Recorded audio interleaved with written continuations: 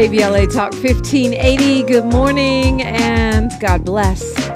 I'm Dominique DiPrima. This show is called First Things First, and my very first thing every single day, giving thanks, giving praises, and asking for blessings from the Most High, asking for the blessings of the ancestors and the elders, and getting it started.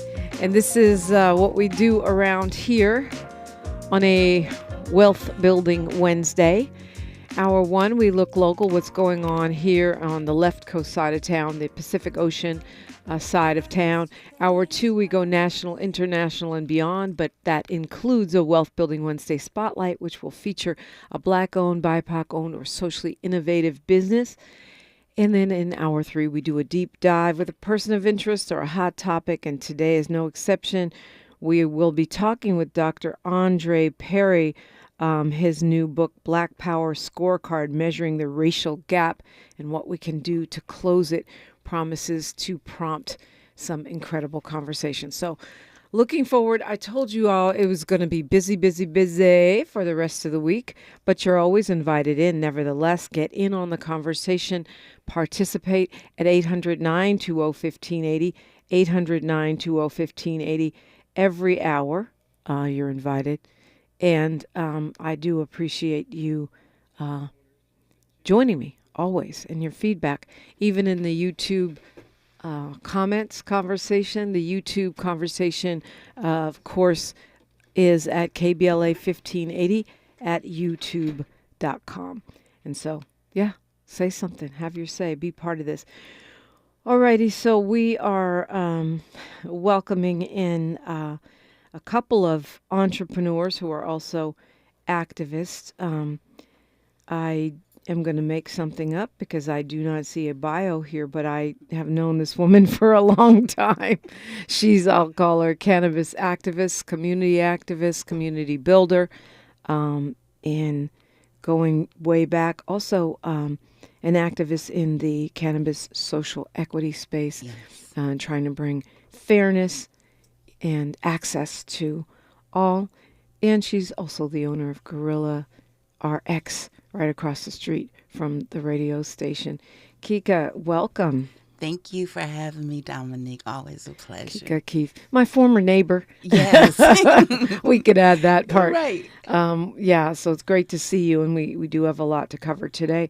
It's always something moving in the cannabis space, and many times most of us aren't tracking it. Mm-hmm. Mainstream media is not tracking it. You also brought your partner and actor, producer, but also somebody who is in the cannabis industry as well, the founder of Cadre, which is a cannabis and lifestyle brand, Madison Shockley III. Welcome. Thank you for having me. Good morning. Good morning. So let's start, at the crescendo, I guess. You guys are hitting the streets today at City Hall. You're calling on others to hit the streets today at City Hall here in Los Angeles. And I feel like this social equity, the cannabis fight for fairness, has been hard fought since day one. Oh, my gosh. Mm-hmm.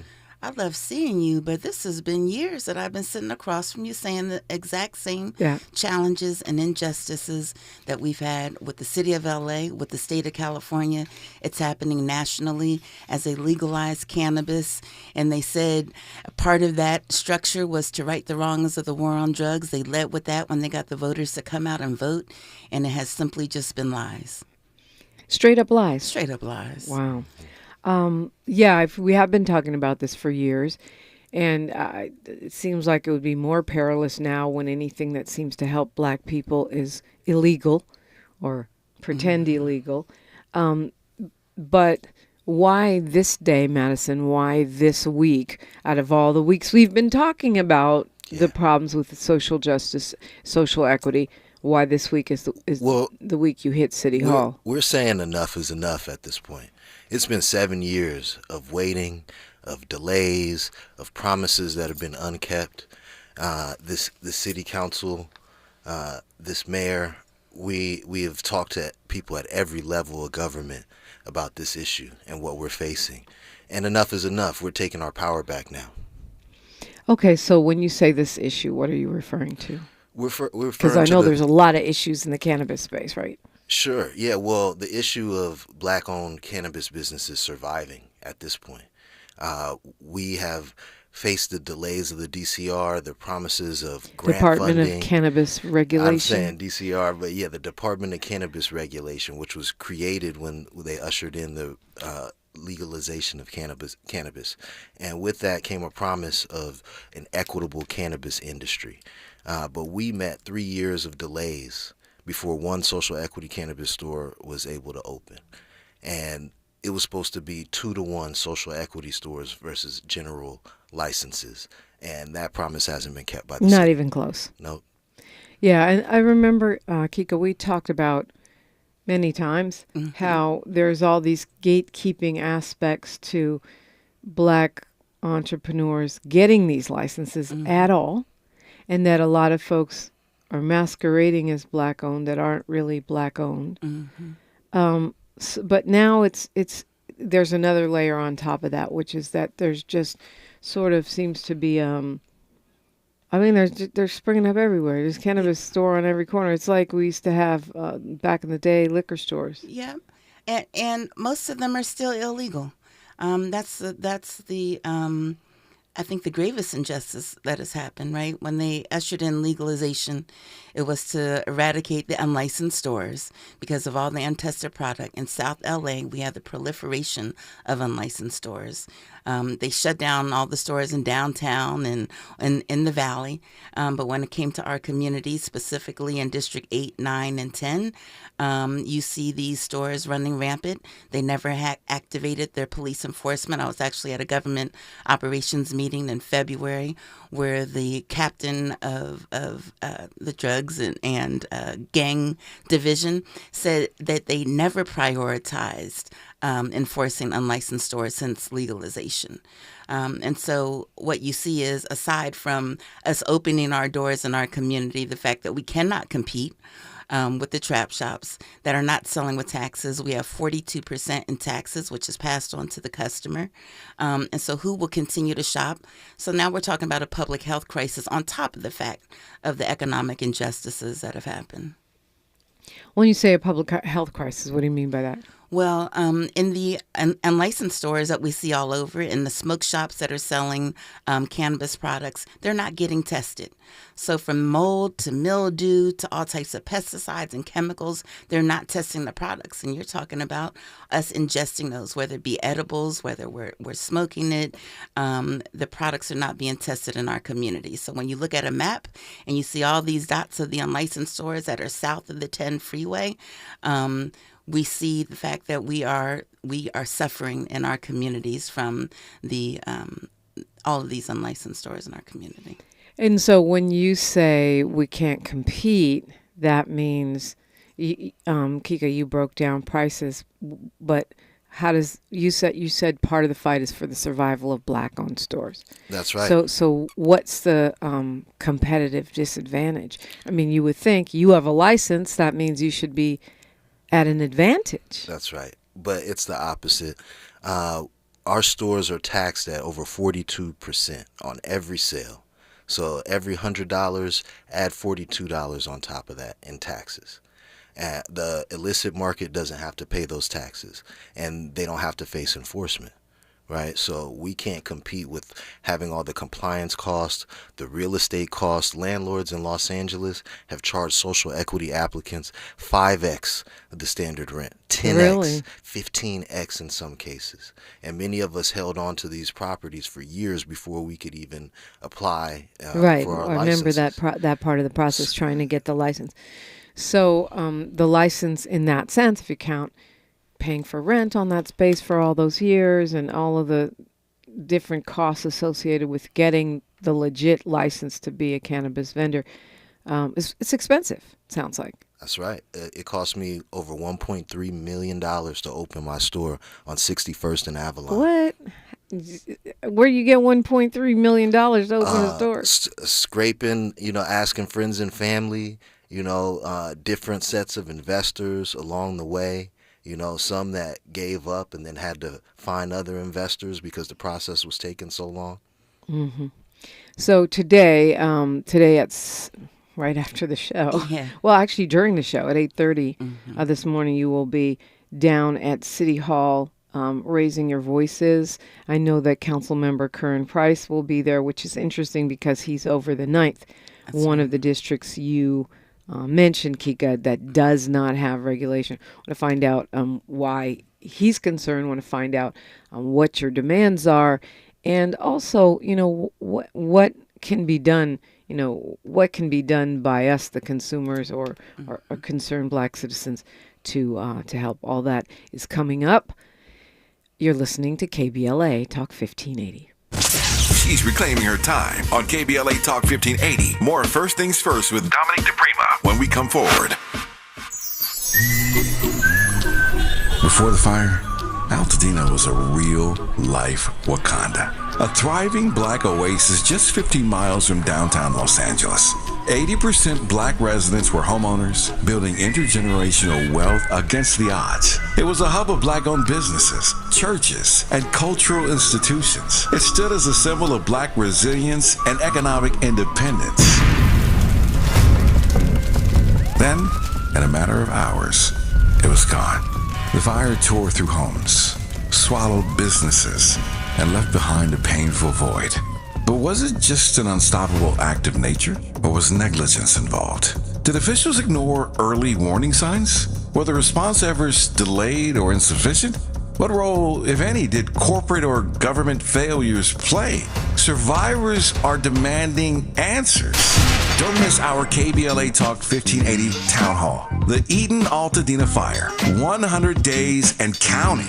On Wednesday, April 16th, 4 to 6 p.m. at the Robinson Park Recreation Center, 1081 North Fair Oaks in Pasadena. Join Dominique DiPrima, Nee Cordelai Corte, James Farr, Tavis Smiley, and a panel of survivors, community leaders, and experts as we commemorate Day 100 since the wildfires flared up. And we discuss where we go from here. It's KBLA's Eden Altadena Fire, 100 Days and Counting Town Hall, Wednesday, April 16th, 4 to 6 p.m. at the Robinson Park Recreation Center in Pasadena. Light refreshments to follow. Admission is free, but sign-up is required at our KBLA1580.com website. The first 100 attendees will receive a complimentary air purifier. This is a community call to action, brought to you by KBLA Talk 1580 and Quinn Emanuel Trial Lawyers. At KBLA Talk 1580, we've got your black. We've got a lot to talk about.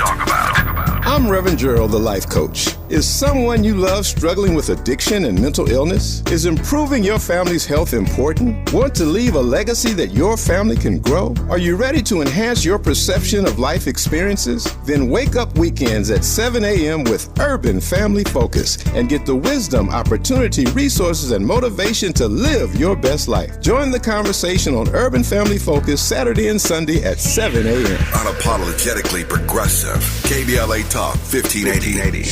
We've got your black. Your ancestors' favorite radio station, and your favorite morning show host. Let's get back to Dominique DiPrima right now. Right now, we're back to Dominique DiPrima and Kika, Kieth, and Madison Shockley the third. 800-920-1580 if you want to weigh in. We're talking really cannabis justice, and maybe for those of you who aren't tracking it, that sounds funny, but it's a really serious business when it comes to what's happening in our community, and we're going to continue this conversation for the hour ahead of their rally this morning at City Hall at 8:30.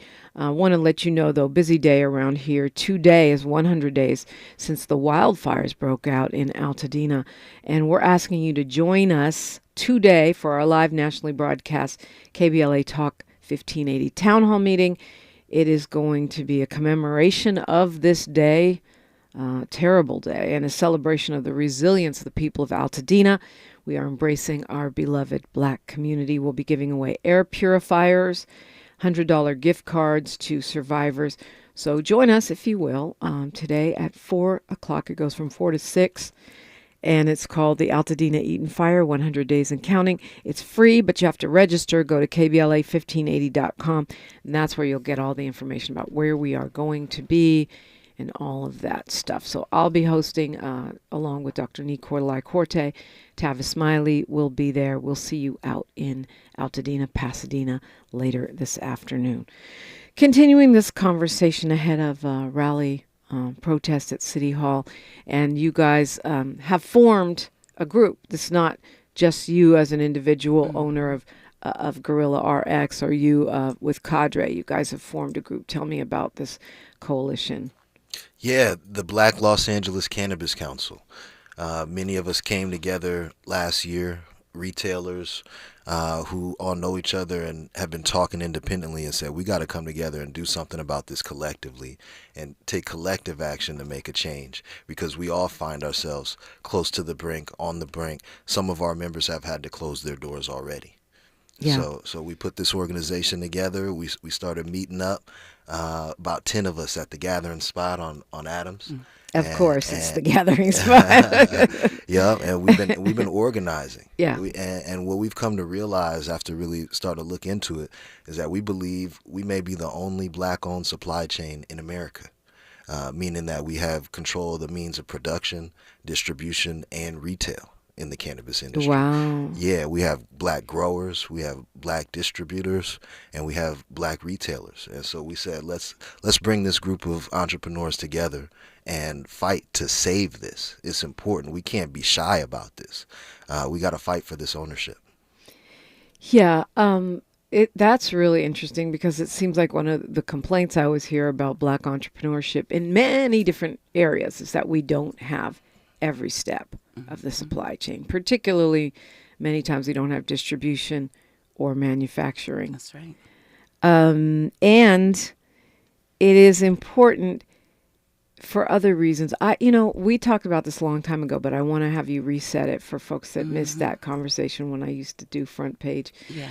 That when you look at families, legacy families like the Kennedy family in this country, they made their money from liquor when it was bootleg, right? And then when it switched over. And we have a situation, those don't come along very often in this country, where you have an incredibly wildly popular product that is going from illegal to legal. And the whole idea was that the people who paid the cost, going to jail and prison and having their communities terrorized for something that is now legal, would be able to partake in the profit. So we can build some doggone legacy families that have that kind of generational wealth. Is it happening? That was the promise. Right. That's why we're sitting here today. That's why we've organized for 7 years. That's why we're fighting and going and taking it to the steps, the Herb Wesson steps at City Hall, because this is a very unique opportunity. And on top of that, we have Black politicians coming in, whether it was Herb Wesson, whether it was Marquise Harris Dawson, whether it was at the state level with Reginald Jones Sawyer, Senator Bradford, coming in and telling us, Black people, this will be the last time in your lifetime that you will have the ability to be a part of a brand new industry. And we are going to give you preferential treatment, and we're going to create funding sources for you. This is a way for you to get into the door of this industry, and we're going to pave that path. They sat up and told us statistics that in LA, 9% of the population is African American, yet we make up 40% of the arrests. So when we talk about social equity, it was about the disproportionality of arrests. They came into our community, they killed us. They put us in jail. Our children that went into foster care. There were so many repercussions from the war on drugs. And so this was truly to right the wrongs. And so we had our Black leaders that took on this mantle. We quit what we were doing in order to take advantage of this opportunity, with the belief that we have the opportunity to create generational wealth. And all it has done is create generational debt. A lot of conversation going on in the chat. Jamie Kazee says testing for mold, pesticides, chemicals. Yes, that's important. I'm actually really worried about those pesticides. It's this. You've seen the reporting in the LA Times. And we should be. That's why I keep saying it can be easily, we can say it's about the Black businesses. But we've started our businesses in our community to make sure that we were bringing products that were for our community and that were tested and that were trusted. And the fact that we have to compete, if you go up and down Crenshaw, Florence, over by Madison Shop in Avalon, you'll see smoke shop after weed store that is not licensed, and they're not enforcing it. And so this is a call to action, not just for the ownership, but for the community to step up and say, You legalize this. The city has made over $500 million in taxes. They were supposed to do community reinvestment, and they were supposed to shut down these stores, and they have done neither. What would it take to stop those shops? I mean, what are the demands is the question of today's So action. Thank God for Councilman Curran Price for stepping up for us and being a hero and really stepping up for social equity. He's the only councilman that has agreed to come and stand with us today at City Hall at 8:30 this morning. And what we're asking in the motion that he's putting forward would provide several things. Enforcement. It would ask to reinstate the Cannabis Task Force that existed before to crack down on that. Just sounds crazy. We're calling for cops. That's the call for the illicit stores that are not testing their product and creating this public. Do we know crisis. who owns most of these stores? It's not us. It's not black Black people. and brown folks work in the stores. They're not the owners of the stores. Interesting. Okay, sorry. Continuing with demands. And really it ends up being the landlords that are the biggest winners in these illicit stores because they rent to them and they allow them to operate and they collect rent from them. And they're not being shut down by the city. So the enforcement that we're really asking for is not cops against the bud tenders in these stores. We're asking for the city attorney to focus on applying the $20,000 a day fee that they have the power to apply to landlords that break the law and rent to illicit stores that are causing this public health crisis. There's some sidebar conversation, which is, we shouldn't be smoking anything. That's another conversation for another day. But you could do edibles or you could not smoke. That's always everyone's choice. We're not talking about that right now. We're talking about the politics around the licensing and who gets a chance to do business in the cannabis arena and who is shut out. Why do you suppose they're not enforcing? I believe this is how it has been designed. They enforced it at the beginning when the predominantly white medical marijuana dispensaries were complaining and saying, don't start the social equity program when we legalize this in 2018, when we have all these unlicensed stores.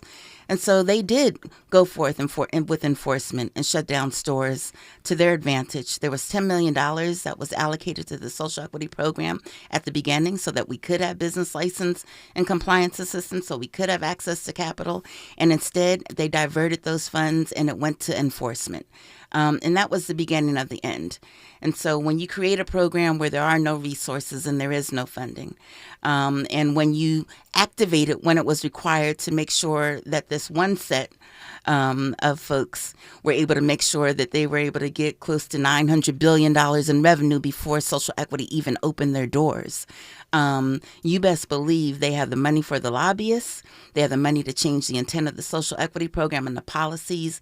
And that's the injustice that is happening. The policies that were actually in the book for a community reinvestment fund. Where is it at?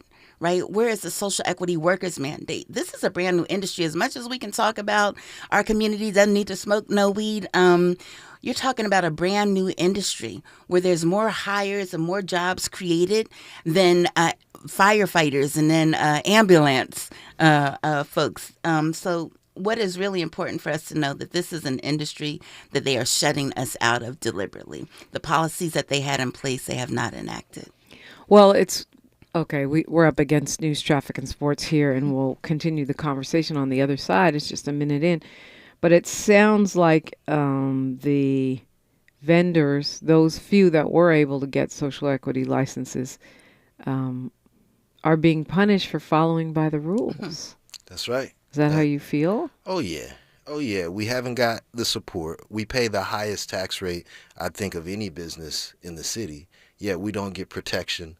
Our politicians, most of the time just aren't responsive, aren't standing up for us.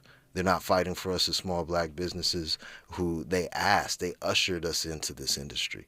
they asked us to participate, and they said this was for us, and we've had they've turned our backs on us for the most part. 800-920-1580 if you want to weigh in. We are talking the politics, the business of cannabis when we come forward on KBLA Talk 1580. More of First Things First with Dominique DiPrima when we come forward. I'm Bree Wood with 4 Things You Should Know with BIN News. Black New York Attorney General Letitia James, who convicted Donald Trump for real estate fraud, is now accused of property fraud herself. Federal Housing Finance Agency Director William Pulte referred James to the U.S. Department of Justice for allegations including falsifying documents for loans and misrepresenting a residence for better mortgage rates. James Madison University in Virginia is eliminating its Diversity, Equity, and Inclusion Department, resulting in 4 job losses. Funding will be redirected to scholarships and student services. Deacon Eddie Shedd of Empowerment Ministries Christian Center in Gulfport, Mississippi, died while protecting others during a shooting at an Easter egg hunt. The suspect allegedly opened fire due to a child custody dispute, killing Shedd and injuring another person. And South African singer Tyla reveals that she has rap songs recorded and may release one in the future. In a recent interview for Nylon magazine, she said she plans to release music that feels right at the moment. Get BIN News on demand 24/7 on the iHeartRadio app. Imagine a photograph of your favorite place in California. Then right in the middle of it, one piece of litter. Litter has no place in our lives, not one piece. Together, let's change that. Clean California. Zero litter is the goal. CleanCA.com. This is the KBLA Sports Minute with Ray Richardson. The Dodgers beat Colorado Tuesday 6-2 on Jackie Robinson Day. Every player from both teams wore a number 42 jersey in honor of Robinson, Major League Baseball's first black player. Before the game, the Dodgers and Colorado players gathered together to hear Lakers legend Kareem Abdul-Jabbar talk about the importance of Robinson's legacy. Kareem called President Trump's policies on diversity, equity, and inclusion an undercover reason to discriminate. Robinson became a civil rights advocate after he retired from baseball in 1957 and met with Presidents Dwight Eisenhower, John F. Kennedy, and Richard Nixon. Robinson would not be happy with the current president. Robinson would be encouraged by the fact that both of Major League Baseball's black managers are right here in Southern California. The Dodgers' Dave Roberts and Ron Washington with the Angels. No debates, no speculation, just the info you need. That's your KBLA Sports Minute. I'm Ray Richardson. More news, opinions, and conversation when we come forward on KBLA Talk 1580. Join Council Member Curran Price and the Black Los Angeles Cannabis Council this Wednesday, April 16th at 8:30 a.m. at City Hall as they demand accountability for the city's failed cannabis social equity program. For 7 years, the city has delayed licenses, mismanaged millions of dollars in grant funding, and failed to deliver on its promises to communities harmed by the war on drugs. Meanwhile, illegal shops flood our neighborhoods with unregulated products, creating public health risks and economic devastation for black-owned businesses trying to play by the rules. This isn't just about cannabis, it's about racial justice, economic equity, and holding city leaders to their word. Councilmember Curran Price is standing with them and speaking at the rally because enough is enough. Wednesday, April 16th, 8:30 a.m., Los Angeles City Hall. Be there and be heard. For more information, please call 347-901-8744. That's 347-901-8744. When you turn to the Employment Development Department, we'll help you get there. Whether it's support for you and your family while you find a new job, or the resources to focus on your recovery after illness or injury, we can help you move forward. From support while you bond with your newborn, to helping serve your family while your partner serves our country. Your EDD. We'll help you get there. For more information, visit edd.ca.gov.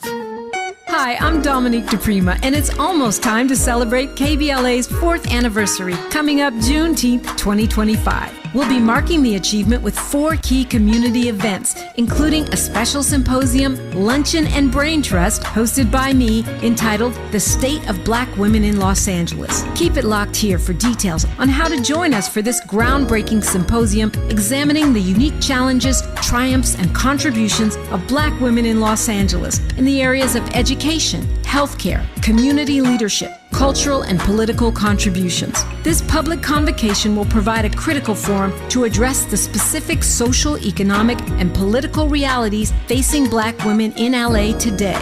We'll go live with a radio broadcast and YouTube live stream, a public discussion, and a private dialogue with some of LA's most impactful women. It's an affirmation of Black women standing at the intersection of race and gender in times of adversity while demonstrating remarkable resilience and leadership. We will listen and we will speak out and be heard, all in service of finding opportunities and solutions. Please plan to join us in celebrating our 4th anniversary by amplifying the voices of Black women. For more on our symposium and 4 events celebrating 4 years on the air, simply stay tuned or keep an eye on KBLA1580.com and help make this Juneteenth more jubilant with all of us at KBLA Talk 1580. Thanks for waking up with Dominique DiPrima on KBLA Talk 1580. Yes, we appreciate you. We're talking cannabis this morning. Kika, Kieth is here. Madison, Shockley III is here. They are part of the Black LA Cannabis Council. There's a protest today at City Hall steps, 8:30 a.m., and you are asking everyone to join.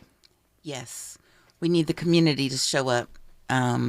We were saying earlier, we've been talking and making our rounds to council offices, and the one commentary that we got back was, if cannabis was going tomorrow, the legal stores, nobody would think twice about it. Because people might not know. A lot of us don't know the difference. We don't know the difference, and it is so important to know the difference. As we said before, the untested product in these stores is what's damaging our communities. They are the stores that let the young kids go in there without any IDs, right? And so that's how it's getting into our communities. And so, but how would I know as a consumer that which one's licensed and which one isn't? Yeah, in all of the stores, we have to put our license up. Right. So that's the first thing. If you go onto the Department of Cannabis Regulation on their website, they have all the licensed stores. We know, the community knows. If you're asked for your ID, you know it's a legal store. Right. Well, Dr. Rosie Milligan is on the phone. Let's go to the phone. Good morning, Dr. Milligan. Well, yeah, go ahead. You know, we have been tricked again by people that we trust, some of the Black politicians. I remember how everybody was talking about how this was going to be good for the Black community. We was the most damaged. Now it's time that we reach rewards. So my question is, who's getting paid to allow this to go on? Our community is not being protected. They don't care about us. That's what happened before. We had liquor stores on every corner in our neighborhood, but it wasn't that way in other neighborhoods. And you all are absolutely right. At least every 10 blocks in this community, you'll find a weed or smoke shop, Dominique, between 10 blocks. It is absolutely ridiculous. And then we have people just walking down the street, smoked out, spaced out. That's what happened when they brought the drugs into South Central. Before, they want to destroy us.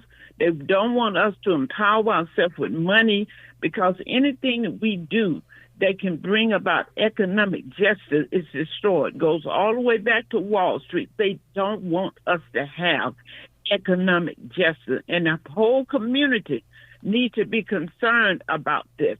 You know, the type of product they're getting, I mean, it's not tested. The young kids are walking down the street they don't care. I'm just frustrated with this, Dominique, frustrated with that. Our community is not cared about. I keep wondering who's getting paid to let Figueroa look like this. Look, who gives a hoop about us? Well, we do. Great points all. Do you want to respond to what Dr. Milligan said?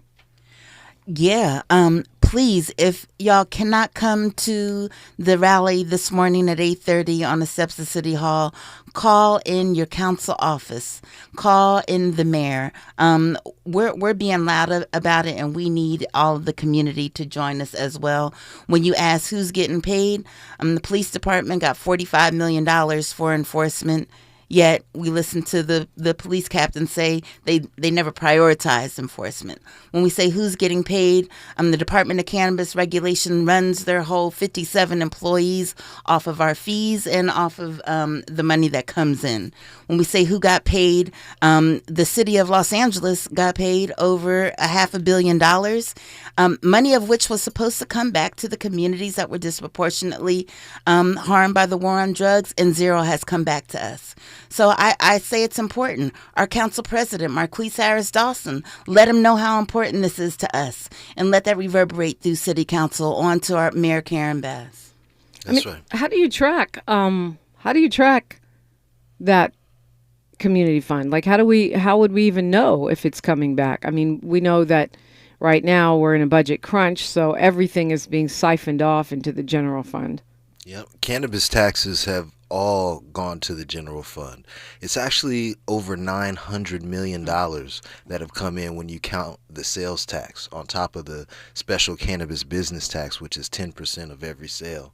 So $900 million has come in. Marquise Harris Dawson, early on, he sponsored what was called the community reinvestment motion that was never fully voted in city council.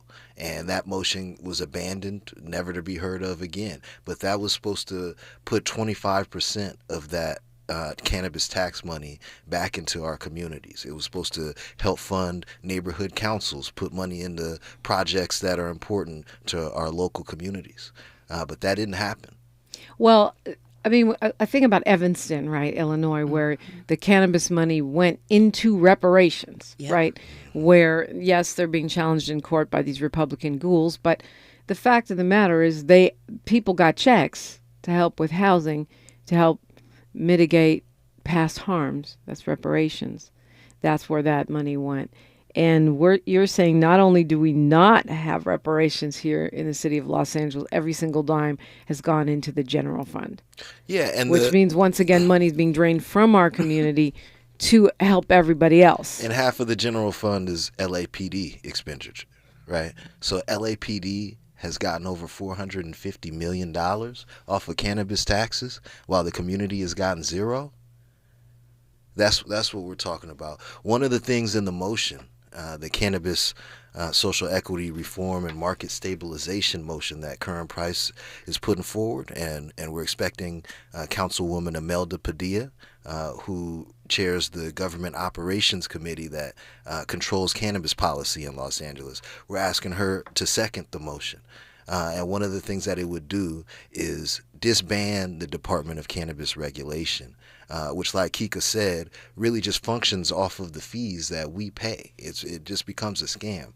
And they've been audited by the state, and the state has said the department has broken state law by supplanting the funds that the state granted to the city for social equity and for cannabis. So if it's disbanded, then what? No one's over cannabis? No, it should go into the Department of Economic Development, just like it always should have been. Okay. And say again the name of this bill. It's the Cannabis Social Equity Reform and Market Stabilization motion. Why is the tax so high, Kika?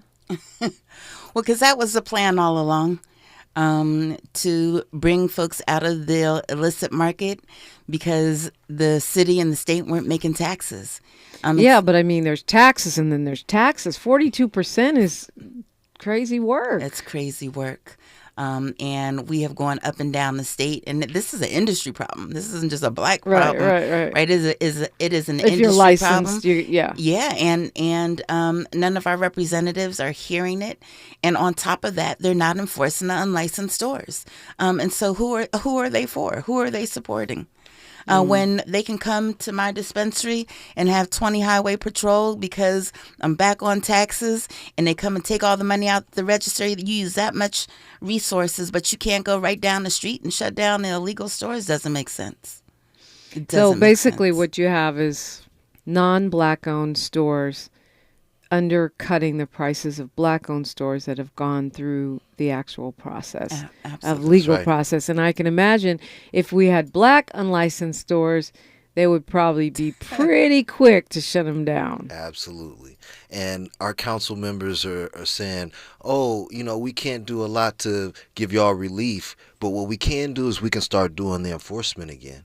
But if they don't give us relief, we're not going to be here. We're going to get replaced by non-Black-owned operators. And then they're going to do the enforcement, and the non-Black-owned operators are going to benefit from that and make all the money. What does relief mean?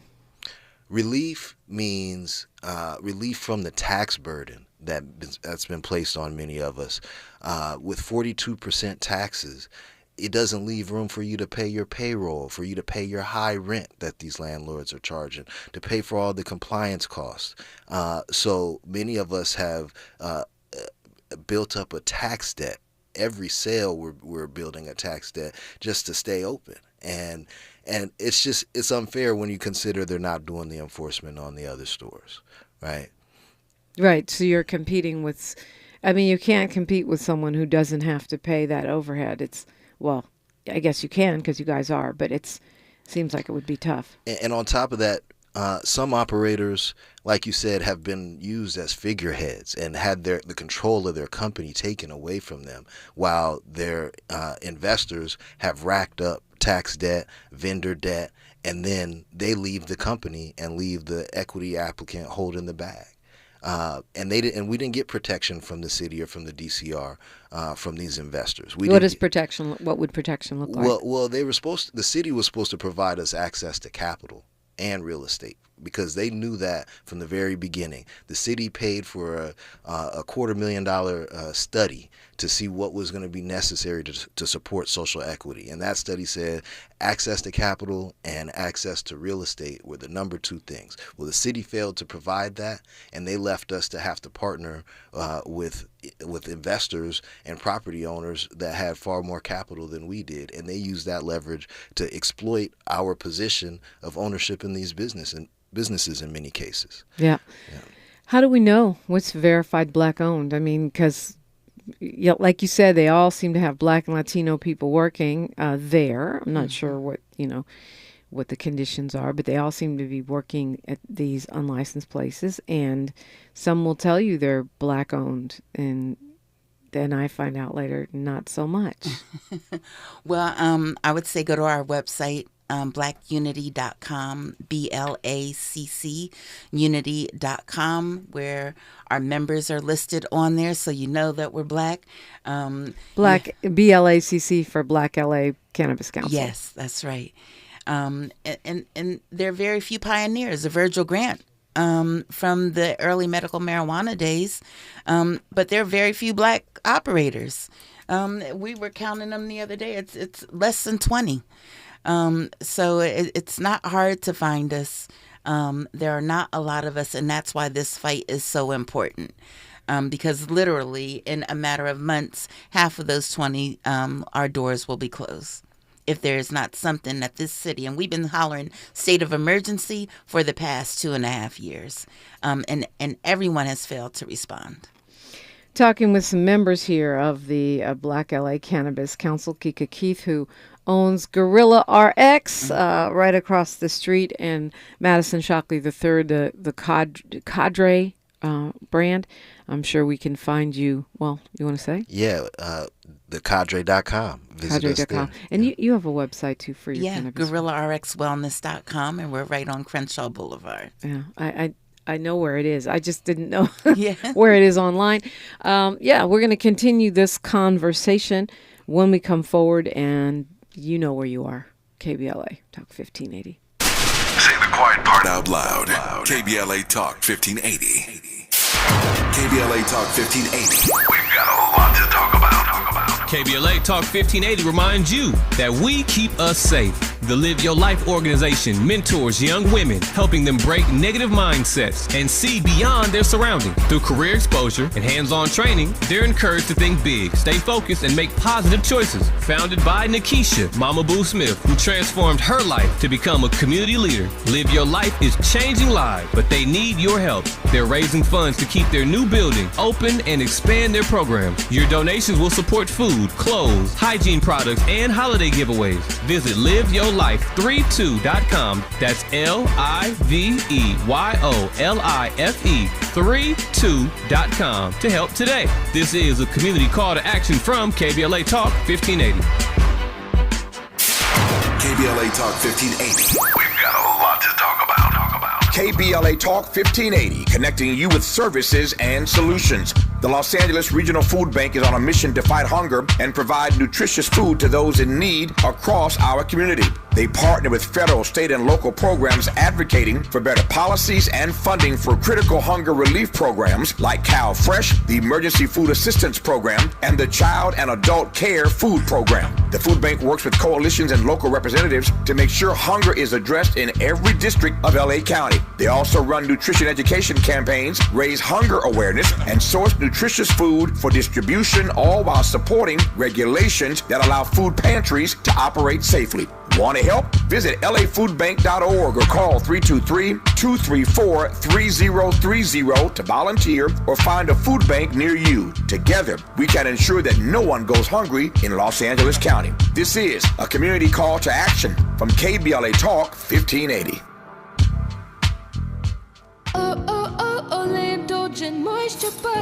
It's me, Olay Indulgent Moisture Body Wash. I see those dry elbows, baby. But don't worry, get moisturized right in the shower. So hydrated you can skip the lotion after. Don't wanna see it dry no more. Skin so moisturized with body wash. Look at you now, no more dry skin. Your skin gets the moisture it craves with Olay Indulgent Moisture Body Wash.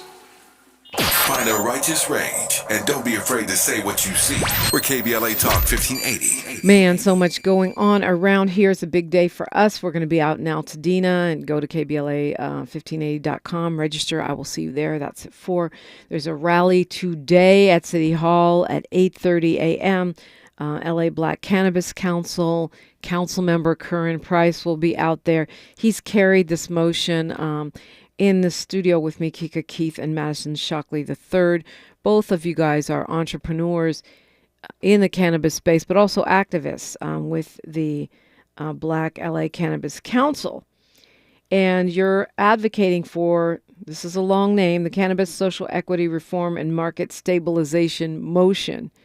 So you want folks to reach out to if they can't come to City Hall this morning at 8:30, you want them to reach out to their elected officials.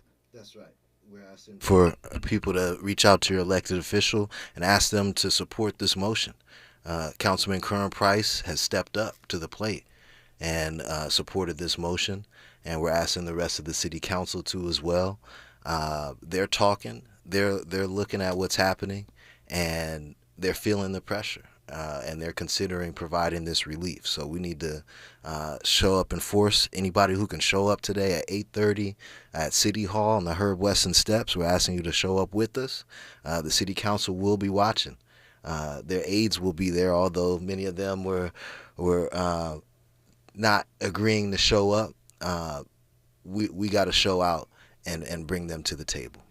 I also think that it's interesting. We were talking off the mic about how, people that equity folks that are trying to apply and going through the process, or people that want to get licenses, are being shut down in the process, but the unlicensed people aren't being shut down. That doesn't make sense. That does sound like selective enforcement. I think it was Courtney that said that in the chat. EC Courtney, reparations now and forever rise up, but also selective enforcement. Is that what you perceive? Oh, yes. Selective enforcement, selective everything. We're seen as vulnerable in this system, and every aspect of the system has attacked us, from the landlords to the city and state. There's no regulation on landlords for cannabis. Social equity, they can charge whatever they want. That's right. That's right. No tax burden on them, yeah, even though they're profiting off of cannabis. And I've had the state come in, militarized style raid on my store to collect back taxes, while I've got 8 different unlicensed dispensary just blocks away from my store that don't get enforced on. They didn't have to wait 3 years going through building and safety to build out their store. While I was spending $1.3 million to get my store open, they rated you to. That's what you referenced too, Kika. But that sounds unbelievable. Is that something they do to other businesses like clothing stores, liquor stores? They do that to no other business. No. So the exceptions that they make for this cannabis industry is wild. The enforcement that they do, the fees that they charge us. We often look at it as, again, I say this program was designed to fail.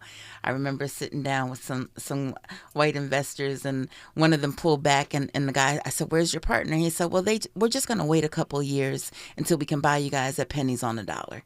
And so when we hear in these halls, the city halls, the conversations of previously the way the social equity program was set up is that you couldn't sell your licenses. So now they want to change that. Now they're going to talk about enforcement, right? So now they're going to shut down the illegal stores, and now they're going to say sell your business because you have these back taxes. And one thing that we have to understand about the cannabis, because it's not federally legal, this tax debt that we had, if we went out of business tomorrow, that tax debt would be on us personally. We've had members whose houses has had liens on them because of the tax debt. And so state tax debt, because it can't be federal. It's not legal federally. But really, in this, we're talking about the cannabis licenses and social equity. Right now, we're talking about the city of Los Angeles. Yes. The state has some say-so because of taxation. And licensing. So you can't get a full license until you get licensed at the state. The state controls the licensing. The city will grant you the permission, the permits, and then the state is the licensing authority. The state is the licensing authority, but the city is the one collecting the dollars. They collect the smaller portion of the dollars than the state does. And so the state comes, and what happens if you miss your payment in 1 month? Your fees, your penalty is 50%. And so when we talk about that's like predatory lending inside it, yeah. All the way around. Yet again, up and down the block, no one's coming to enforce, and no one's coming to collect any taxes from these unlicensed stores. That's a problem. Yeah. So again, we just got a couple minutes here. Time flies when you're on the radio. It's terrible. It's like a setup. Like they want black cannabis entrepreneurs to be sharecroppers. So tell me again, what are the demands and what's happening today? Yeah, so the Cannabis Equity Reform and Market Stabilization Act, it's designed to be a lifeline for social equity operators so that we can stay in business and grow and thrive like we were meant to. And what it does is it disbands the Department of Cannabis Regulation and folds the social equity program into the Department of Economic Development, where we can have a real program that provides support, that administers the grant funding as it's supposed to be. That's something that the Department of Regulation failed to do. They've gotten over $35 million from the state to support the social equity program. Yet over 75% of that money has just gone to their fees and paying their salaries. So we're going to put an end to that. It's calling on the city attorney to enforce the $20,000 a day fine for landlords that rent to unlicensed dispensaries. What else is it asking for, Kika? And then also for an incremental tax decrease, right? We need the opportunity to survive, right? We need the opportunity to thrive. And so that's the other component for the industry as well. They have to lower the taxes. Until they get rid of these unlicensed shops, they have to make it where the consumers will come and shop at us. Otherwise, they're supporting this public health crisis. Yeah, clearly that's what's happening, whether it's happening by default or whether they're happening by design. That's what's happening right now. And folks who are not in the city or who can't leave their job to go to a rally at City Hall this morning can go to your website, Black Unity, BLACC Unity.com. Yes, they can. They can get more information. There's call to actions, how you can support. More information about the motion is on there. And again, please call your elected officials. Get engaged in the process. If you're neighborhood councils, write your community impact statements. This is a critical juncture for us in this industry. And again, when we speak about it, there has been no other time in history that an economic justice policy, we're not just in here complaining about business. There was actually policies in place to make sure that we were prioritized, to make sure the community was prioritized, and we need to hold them to the letter of the law. Right, and instead, de facto, once again, our wealth is being drained off, and the legit entrepreneurs are not being supported, while folks from other communities who aren't black come in here and profit off of us. Yep. And that's not fair. So if you want to have cheaper cannabis, we need to get the taxes down, and you know, if you want to have safer cannabis, we need to get the fly-by-night folks out with their pesticides and their and their selling to minor practices. BLACCunity.com or 8:30 in the morning this morning. That's right. Join us, y'all. Yes. Well, and also buy black. Buy black. Gorilla Wellness RX and Cadre. Buy black. Buy verified black owned. That's the only way we survive. Thank you guys both so much for coming in. Thank you, Dominique. Thank you for your always. platform, Dominique. Wealth Building Wednesday. Well, we're wealth building every day around here. We're KBLA Talk 1580. KBLA 1580 Santa Monica. I'm Bree Wood with 4 Things You Should Know with BIN News. Black New York Attorney General Letitia James, who convicted Donald Trump for real estate fraud, is now accused of property fraud herself. Federal Housing Finance Agency Director William Pulte referred James to the U.S. Department of Justice for allegations including falsifying documents for loans and misrepresenting a residence for better mortgage rates.